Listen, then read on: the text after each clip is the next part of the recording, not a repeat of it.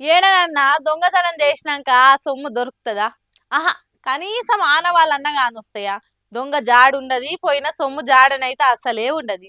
కానీ గిలా అదృష్టం చూడురి, దొంగ అట్లనే సొమ్ము ఎంత మంచిగా దొరికినాయో.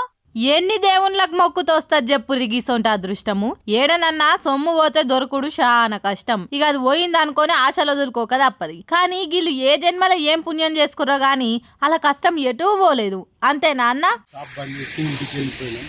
పొద్దున ఉదయాన్నే 10 గంటలకు వచ్చి షాప్ తీసి ఓపెన్ చేసేసరికి అందులో గుర్తు తెలియని వ్యక్తి ఉన్నాడు. పైన రేకులు కట్ చేసి తను అన్కాన్షియస్లో ఉన్నాడు, స్పృహలో లేడు. ఆయన దగ్గర ఏంటంటే అందులో ఉన్నటువంటి కౌంటర్లో ఉన్న డబ్బులు మరియు మందు ప్రతి ఒక్కటి ఆయన తెచ్చినటువంటి సంచిలో ప్యాక్ చేసుకొని ఆయన సేఫ్టీగా పెట్టి తీసుకొని వెళ్ళిపోదా అని రెడీ ఉన్నాడు. అతనితో పాటు ఒక్కడే వచ్చిండా ఇంకెంతమంది వచ్చిండ్రు అనేది మనకు తెలియలేకపోతుంది. ఎందుకంటే దానికి సంబంధించిన సీసీ కెమెరా, డివిఆర్లు, ఇన్పుట్స్ అండ్ కెమెరాలు అన్ని కట్ చేసిండు. దానికి సంబంధించినటువంటి చాకు, నైఫ్లు అతని దగ్గర ఉన్నాయి. అతను స్పృహలో లేనందున హాస్పిటల్ పంపించడం జరిగింది.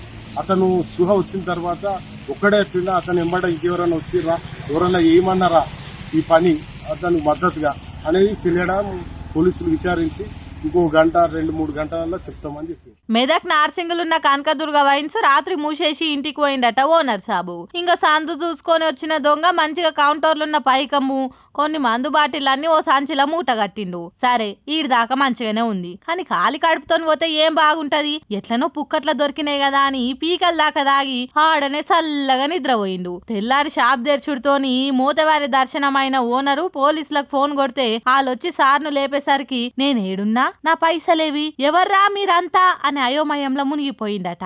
ఇక పోలీసోళ్ళు మైలపోలు తీస్తందుకు పోలీస్ టౌన్ లకు వేసుకపోయిరట. సుషిరా, ఒక్కో పారి మన వీక్నెస్ మనల్ని దొరకబట్టిస్తదంటే గీదే కావచ్చు. అందుకే అంటారు దొంగ ఎన్నటికైనా దొరకక మానడు, కాకుంటే ఇళ్లకు జర జల్దే దొరికిండు.